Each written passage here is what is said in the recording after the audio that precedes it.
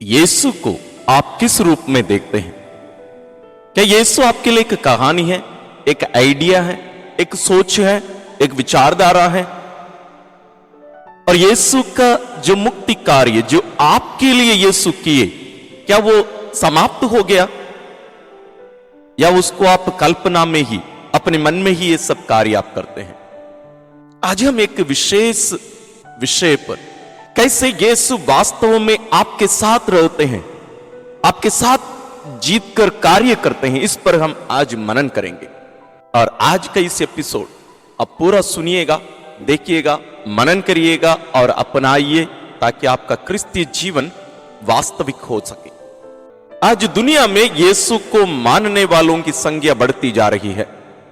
पहले से बहुत सारे लोग मानते थे और आज और भी उसकी गिनती बढ़ती जा रही है। एक सच्चाई है, इसके अलग अलग कारण हो सकते हैं, लेकिन यीशु वास्तव में किस रूप में हमारे बीच में है और उनकी बातों को एक पुस्तक के रूप में मानना कितना उनके कार्य को सीमित कर देता है, इस बात पर हमें गौर करने, विचार करने की जरूरत है। यीशु जरूर इस धरती पर मानव रूप में लगभग 2000 साल पहले थे। कि आज यीशु आपके साथ है? यदि है तो किस रूप में है? क्या आप उस ठोस रूप को देखकर आप बता सकते हैं कि हां, ये यीशु है?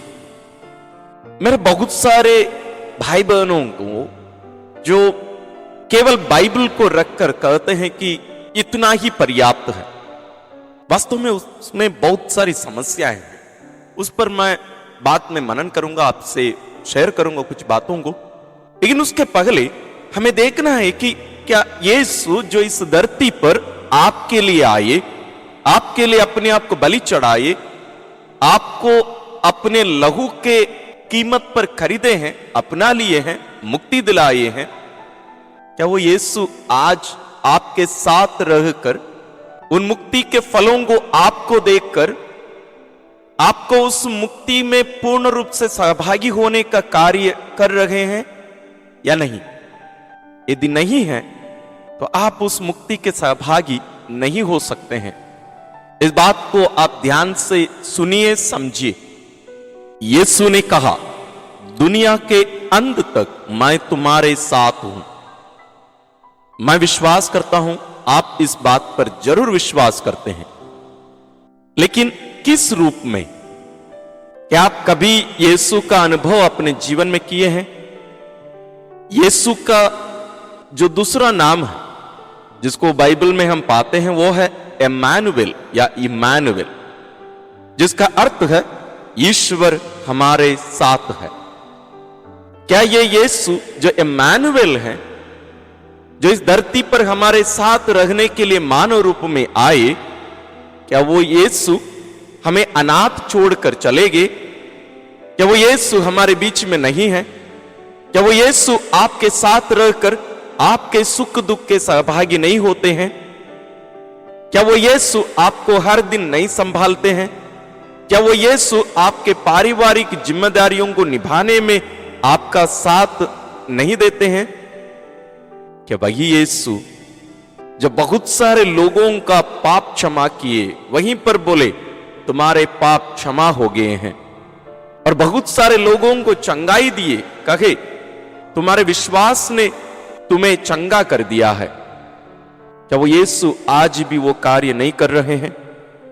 इन सभी कार्यों से बढ़कर जो मुक्ति कार्य है वो वास्तव में यीशु कर रहे हैं आज भी इस धरती पर रहकर। यीशु के पुनरुत्थान के बाद उनके स्वर्ग आरोहण के समय उनके शिष्यों ने यीशु को स्वर्ग में आरोहित होते या स्वर्ग चढ़कर जाते देखा।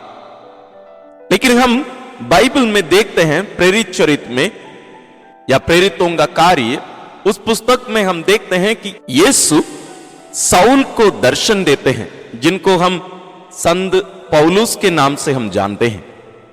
वहां वास्तविक दर्शन होती है। संत पौलुस स्वयं भी इसके बारे में लिखते हैं।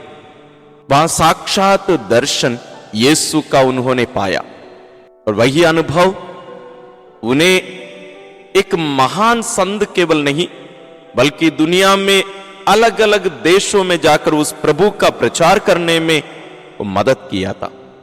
वही यीशु संत पेतरुस को भी दोबारा दिखाई दिए थे। उनके स्वर्गारोहण के बाद भी हम अलग अलग पुस्तकों में ये पढ़ते हैं कि एक बार संत पेतरुस रोम छोड़कर वापस जाने का मन बना लिए थे, और उस रात को जब वे सो रहे थे, स्वप्न में यीशु क्रूस उठाकर रोम नगर की ओर आ रहे थे, रोम के अंदर प्रवेश कर रहे थे।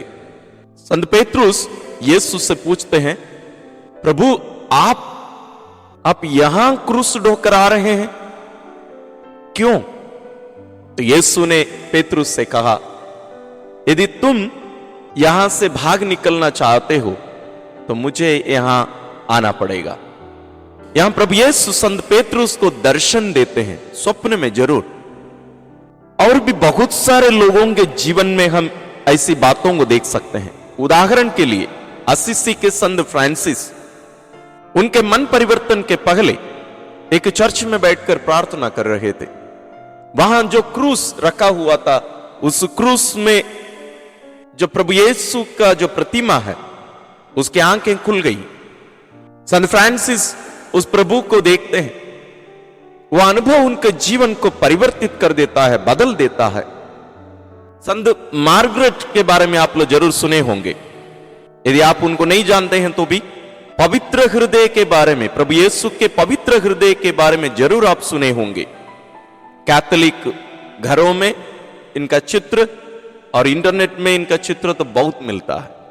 संत मार्गरेट को प्रभु यीशु दर्शन देकर उनसे कहे थे, मेरा चित्र ऐसे ही बनाओ, साक्षात दर्शन। और संत फौस्तीना को वही प्रभु दर्शन देकर उनसे कहते हैं, जैसे मैं अभी दिख रहा हूं, मेरा चित्र बनाओ। और संत फौस्तीना अपनी डायरी में लिखती हैं कि यीशु उन्हें एक प्रार्थना दिए थे, जिसको हम दया की माला बिंदी के रूप में जानते हैं। ये साक्षात दर्शन यीशु स्वयं ऐसे बहुत सारे लोगों को दिए हैं, और भी अनगिनत लोग हैं, मैं उन सभी का नाम यहां नहीं लेना चाहता हूं। लेकिन वही यीशु क्या आज भी आपके साथ और मेरे साथ रहकर हमारे इस जीवन यात्रा को, हमारी इस मुक्ति यात्रा को, क्या वो सफल बनाने में हमारी सहायता कर रहे हैं, उसको पूरा कर रहे हैं या नहीं? क्या यीशु आज आपके लिए और मेरे लिए एक कल्पना है, एक कहानी है, एक पुस्तक में समेट गए एक ऐतिहासिक पुरुष है? क्या ऐसा है? यदि ऐसा है तो हम वास्तविक क्रिस्तीय जीवन ना तो जी रहे हैं और ना जी सकते हैं। सच्चाई यह है, ईश्वर आज भी हमसे बातें करते हैं। आप ईश्वर को एक पुस्तक के अंदर समेट कर मत रखिएगा। आज भी ईश्वर एक बच्चे के द्वारा आपसे बात कर सकते हैं, आपकी जीवन की घटनाओं के द्वारा आपसे बातें कर सकते हैं।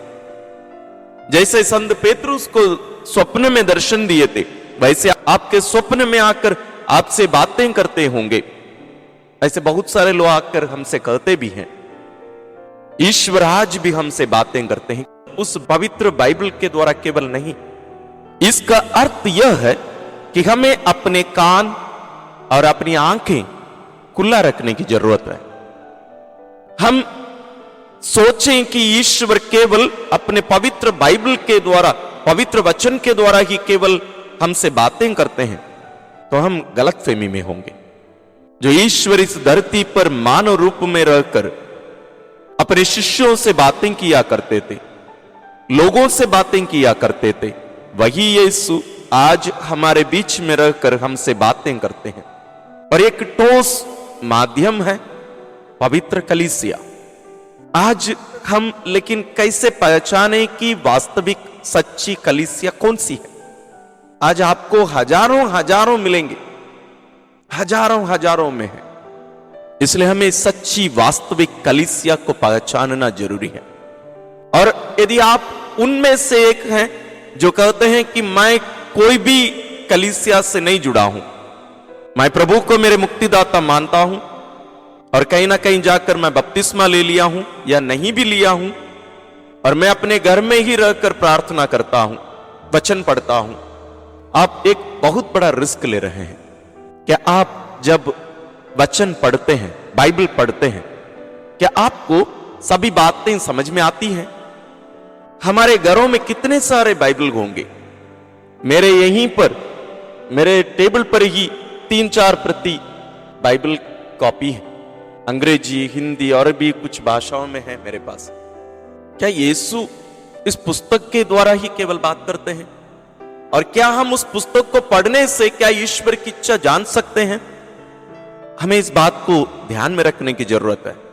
आप किस ग्रुप में या किस कलीसिया से जुड़े हैं, वो भी बहुत ही महत्वपूर्ण बात होती है। जो वहां आपको शिक्षा देते हैं, उनको कौन अधिकार दिया? क्योंकि यीशु ने कहा, तुम पेतरुस हो अर्थात चट्टान, और इस चट्टान पर मैं अपनी कलीसिया बनाऊंगा, उसका निर्माण करूंगा। और उसी कलीसिया को यीशु आदेश दिए, अपने कार्यों को जारी रखने की जिम्मेदारी उसे सौंपे है।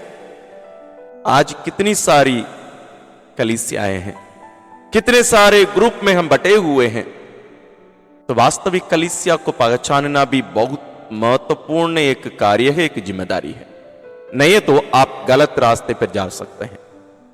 ना केवल गलत रास्ता, बल्कि आप उस मुक्ति योजना जो ईश्वर ठहराए हैं, निर्धारित किए हैं, उसके बाहर रह सकते हैं। आप केवल वचन सुनना पर्याप्त नहीं है। और एक बात, यदि यीशु अपने उस पवित्र बाइबल के द्वारा आपसे बातें नहीं कर रहे हैं, यदि केवल आप पढ़ रहे हैं और स्वयं मनन करने की कोशिश कर रहे हैं, तो आप यीशु की नहीं सुन रहे हैं। वो एक पुस्तक ही रह जाएगा। उस पुस्तक में लिखे हुए शब्दों को हमें यीशु के मुख से सुनने की जरूरत है। उनके द्वारा यीशु हमसे बात करना चाहते हैं और हमें उनकी आवाज पहचानने की भी आना चाहिए। नहीं तो मुश्किल है। आप पढ़ेंगे और आप उसका एक गलत मतलब भी निकाल सकते हैं। जैसे शैतान प्रभु यीशु का परिचय लेने आया, वो भी बाइबल का कोट कर रहा था, वो भी वचन निकालकर यीशु से कह रहा था, लिखा है तुम यहां से नीचे कूदो और ईश्वर अपने दूतों को भेजेगा तुम्हारी रक्षा करने के लिए। शैतान भी बाइबल जानता है और वो भी उपयोग करता है। तो बाइबल जानने का अर्थ यह नहीं है कि हम मुक्ति के राह पर हैं। बहुत सारे लोग जो यीशु में पूर्ण रूप से विश्वास नहीं करते हैं, उन लोग भी बाइबल का अध्ययन करते हैं, क्योंकि इसमें बहुत अच्छी अच्छी बातें लिखी हुई हैं। और मैं बहुत पहले कहीं मैं अंग्रेजी जल्दी सीखने के लिए हमें क्या करना चाहिए, ऐसे एक निबंध मैं पढ़ रहा था, वहां यह लिखा हुआ था आप बाइबल पढ़िए। मैं कहा कैसे? वो लेखक उसका कारण बताते हैं। वो कहते हैं पवित्र बाइबल में जो अंग्रेजी भाषा का प्रयोग किया गया है, उसके अनुवाद में वो बहुत ही सरल है और वो बहुत सटीक और सही रहता है। आप बाइबल पढ़िए, आप जल्दी अंग्रेजी सीख जाएं। ऐसे भी लोग होते हैं। मैं आपको एक बात बताना चाहता हूं। आप कोई भी कलीसिया के सदस्य होंगे, कैथोलिक होंगे, गैर कैथोलिक होंगे या गैर ईसाई भी होंगे, लेकिन आपको शायद जानकारी नहीं होगी, यीशु का संपूर्ण जीवन ईश्वर कलीसिया के द्वारा आज भी दुनिया में जारी रखते हैं। हर साल उसको हम पूर्ण रूप से मनाते हैं, उसमें हम सहभागी होते हैं। यदि आप गैर कैथोलिक हैं तो आपको शायद इसकी जानकारी पूर्ण रूप से नहीं होगी। शायद हमारे कैथोलिक भाई बहनों को भी इसकी जानकारी नहीं है। जैसे आगमन काल से एक नया वर्ष प्रारंभ होता है, जहां हम पुराने विधान के जो भविष्यवाणियां हैं उनके बारे में हम सुनते हैं, मनन करते हैं, यीशु के आने की तैयारी करते हैं, फिर हम यीशु का जन्मोत्सव मनाते हैं। ऐसे यदि हम देखते जाएं तो हम देखेंगे कि यीशु का संपूर्ण जीवन एक काल चक्र में बांट कर रखा गया है। और अभी वर्तमान में जो काल है सामान्य काल, जहां हम यीशु के प्रवचन को हम सुनते हैं, उनके चमत्कारी कार्यों को देखते हैं, लोगों के बीच में रहकर उनके जीवन के सहभागी होने के बारे में हम सुनते हैं। ये वास्तव में मिस्सा बलिदान के लिए केवल नहीं है। हमारे बहुत सारे कैथोलिक विश्वासी भी ये सोचते हैं ये जो काल में बांट कर रखा गया है केवल चर्च के लिए है, मिस्सा बलिदान में भाग लेने के लिए है। नहीं, उस कालखंड के अनुसार हमें यीशु के जीवन में सहभागी होने के लिए ईश्वर आमंत्रित करते हैं। ये केवल प्रार्थना करने के लिए नहीं है, मतलब कुछ मांगने के लिए या चर्च में कुछ करने के लिए केवल नहीं। ईश्वर हमारे साथ रहकर हर दिन, हर पल, हर क्षण हमारे साथ चलकर हमारे जीवन के सहभागी होकर हमें अपनी जो मुक्ति है उसमें पूर्ण रूप से सहभागी बनाना चाहते हैं। वो पूर्ण रूप से हमें उस मुक्ति का फल हमें देना चाहते हैं। तो हमें उस यीशु का साथ पाना और उसका अनुभव करना, उन्हें आमंत्रित करना, उन्हें अनुमति देना बहुत आवश्यक है। जैसे हम सुसमाचार में सुनते हैं यीशु किसी के घर गए, जैसे जक्केउस के घर गए, वह उनसे बातें किए। क्या बाकी यीशु आपके घर नहीं आते हैं, आपसे बातें नहीं करते हैं? यदि नहीं है तो हम वास्तव में ईश्वर के लिए अपने कान और अपनी आंखें बंद करके रखती हैं। हम ईश्वर को एक पुस्तक में बंद करके रखती हैं, हम ईश्वर को एक चर्च में बंद करके रख दिए हैं। और इन सभी बातों से बढ़कर जो ईश्वर शब्द के रूप में थे, जो मरियम से शरीर धारण कर मनुष्य बनकर इस धरती पर निवास करने, हमारे बीच में निवास करने आए, वही यीशु आज पवित्र यूकरिस्त के रूप में हमारे बीच में उपस्थित है। यीशु की अलग अलग उपस्थिति हम इस दुनिया में देख सकते हैं। जरूर वचन के द्वारा भी यीशु उपस्थित है, लेकिन सबसे ठोस, सबसे वास्तविक, सबसे सच्ची उपस्थिति यदि हम देखने जाए वो पवित्र यूकरिस्तीय उपस्थिति है। विशेष रूप से पवित्र मिस्सा बलिदान में हम वही प्रभु यीशु के जीवन में हम सहभागी होते हैं, जो पवित्र ग्रंथ, पवित्र बाइबल के रूप में हम मानकर उनके वचन हम जो पढ़कर हम समझने की कोशिश करते हैं, उन सभी घटनाओं को हम वहां साक्षात होते देखते हैं, उन घटनाओं को हम घटित होते देखते हैं, उनमें हम सहभागी होते हैं। मानो 2000 साल पहले यीशु जब इस धरती पर मानव रूप में थे, आप और मैं उनके साथ चल रहे हों, या उनका स्पर्श का अनुभव कर रहे हों, या उनकी आवाज सुन रहे हों, वो अनुभव पवित्र यूकरिस्तीय बलिदान में होता है और कहीं उस अनुभव को हम नहीं पा सकते। इसलिए पिछले एपिसोड में हमने मनन किया कि कैसे कैथोलिक कलीसियाई जो मिस्सा बलिदान है, अन्य सभी जो प्रार्थनाएं हैं, जो प्रोटेस्टेंट चर्चेस में जो प्रेयर सर्विसेज होते हैं, उन सब से क्यों अलग है, क्यों बढ़कर है, इस बात को आपको समझने की जरूरत है। यदि आप उस एपिसोड को नहीं सुने हैं, नहीं देखे हैं, आप जरूर उसको देखिए, उसका लिंक मैं डिस्क्रिप्शन में दे रहा हूं। आज भी हम यीशु की सुन सकते हैं, आज भी हम यीशु को देख सकते हैं, आज भी हम यीशु का स्पर्श कर सकते हैं।